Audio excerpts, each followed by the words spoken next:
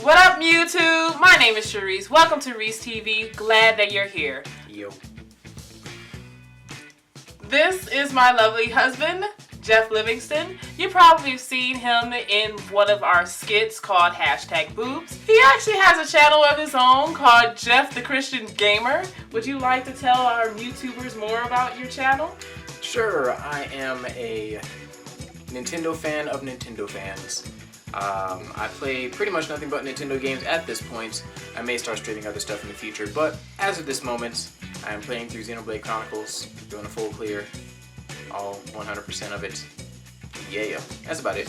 Stop looking at my monkeys. Oh, God. Stop it. And I'm pretty sure you're not here to listen to him talk about his monkeys, but... They're looking at them, so that's what they're here for. Oh, my God. Why? This is so much fun. This will be our Batman vs. Superman review. This will be our non-spoiler review. What is he doing? I'm doing my Superman pose. This will be our non-spoiler review.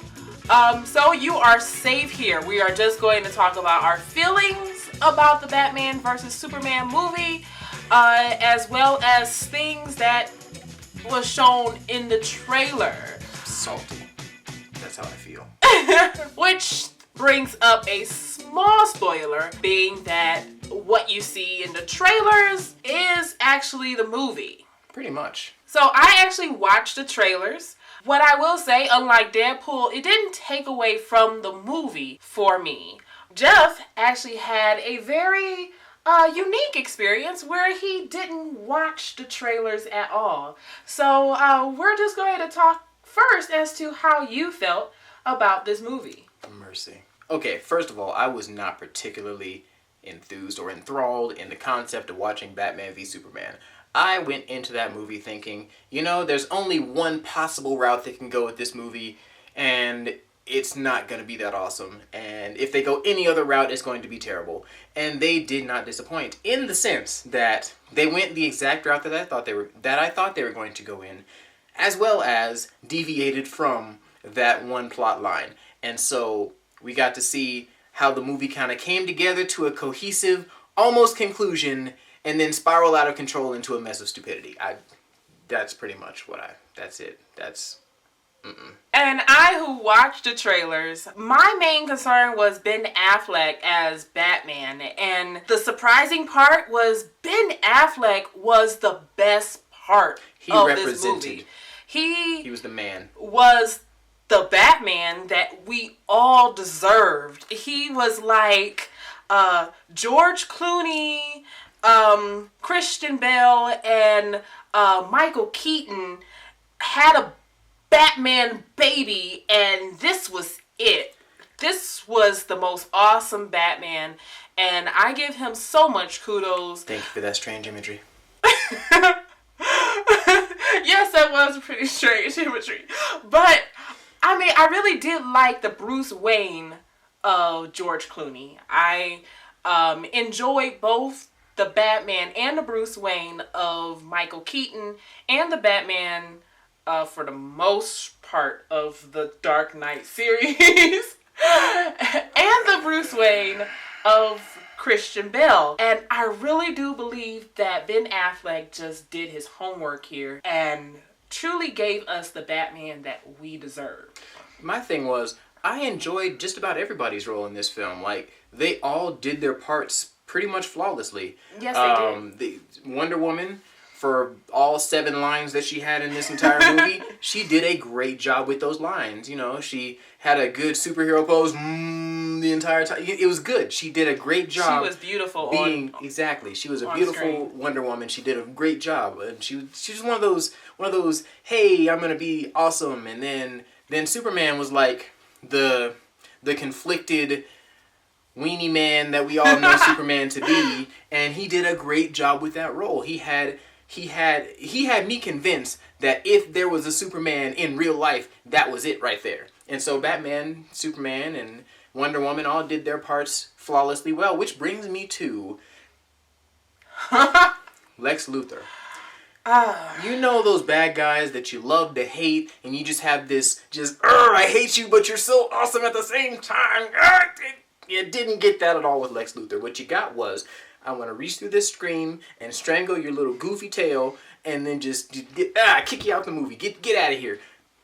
My thing was, the character that he played was not Lex Luthor. It was not Lex Luthor. It was a wonderful villain. It was a creepy villain. It was a hated villain. You wanted to punch him in the face whenever you saw him on the screen. He did a great villain's role, but he was not Lex Luthor. I think that he would have done well if there was an actual Superman, another Superman standalone movie where he was introduced and we really got to understand him and his motives. Mm-hmm. But, you know, since DC is trying to catch up with Marvel, you know, we got this hodgepodge of a movie that could have been greater. You know, it's like all the concerns that you had in the trailers outside of Ben Affleck, if you had any concerns about Ben Affleck, are true. They are completely true. And the monstrosity that they call Doomsday, I'm pretty sure that it was great on paper, but it was not executed very well. Like the movie. In this movie. And we're going to get more, of course, into spoilers in our spoiler video. But I'm trying to figure out if I have anything more to say that is non-spoilery.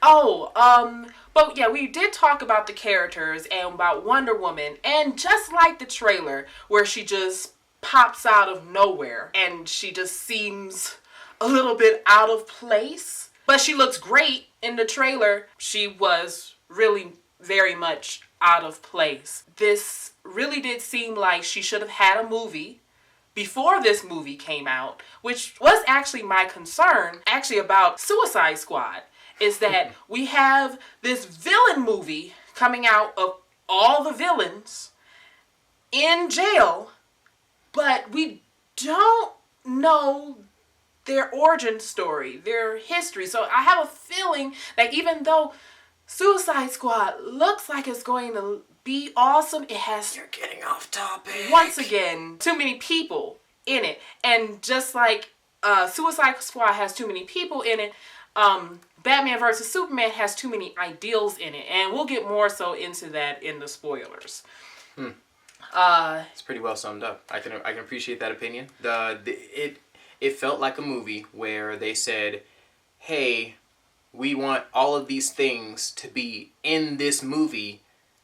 Instead, like me personally, if I were the producers in this particular scenario, I would have had a movie individually dedicated to Batman, then individually dedicated to Superman, and then individually dedicated to Wonder Woman, and then had them all come together and have an epic movie all together. And that would have made more storyline sense. It would have been more cohesive. It would have given you more opportunity to get to know and love the characters, because Wonder Woman, for the tiny bit of little sliver of time that she was in this movie, I wanted to know more about her. Like the way they explain her history, the way they say, hey, this is our Wonder Woman as compared to, hey, this is the Wonder Woman everybody else had. I wanted to have more of a connection with Wonder Woman in this movie. Basically what she did in this movie was hoobity-doo, random lines, hoobity-doo, random lines, whoop, Wonder Woman suit, ah! And then she took like 4 hits from the bad guy, and then that was it. That was her role in the entire thing.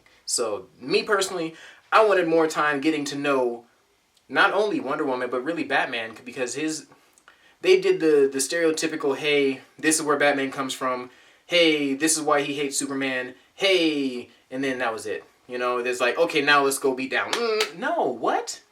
Yeah, that was my thing. And on that note, it was leading up to that big fight that we all know is going to happen. It was a good movie. And wonderful movie. I also watched reviews on this movie beforehand, non-spoiler reviews. And one thing that they kept on saying was, one half of the movie is really, really, really good. And then it takes a turn to a hot mess. And so I was sitting in the theater saying, Where is the hot mess? Because this movie is freaking awesome. Yeah. And then it happened. It happened so quickly. You're just like, where did it happen? And we'll talk about that in the spoilers. But it happens, and it's a whole pile of boo boo when it happens. So on that note, I believe that's all we have to say when it comes to non-spoilers. We will see you again for our spoiler review. Do you plan on going to see Batman vs. Superman? Stop laughing. I'm just gonna say, if you guys happen to go see this movie, expect that things will not make sense. Okay, on that note, like, there are people who actually like Batman vs. Superman. And let me just tell you something that's been getting on my nerves. Okay, I saw a post that said, if you like the comics, then you're really, really going to like this movie. I know people who have read the comics who don't like this movie. Okay? Right. So it doesn't have to do with whether or not you've watched the comics, you've read the comics, or if you've watched shows that are related to this movie, or if you just like the PG stuff that has come out before that makes you not like the movie. It has no merit. It doesn't really matter. What really matters is what is your perception. Me, as a person who has watched the animated series, other films that have to do with comics, as well as a filmmaker, and a filmmaker that actually has a degree, I can actually say that this was a poorly done movie. That's just my take on it. That's my personal opinion. Your opinion is your opinion, and we can discuss that down below when we talk nerdy about this movie. But once again, this is a non-spoiler review, and we will talk more about Batman vs. Superman and the spoilers in our next review. Alright, so we will see you then. This is kind of weird for me to sign out this way, but we'll see you next time. Bye-bye.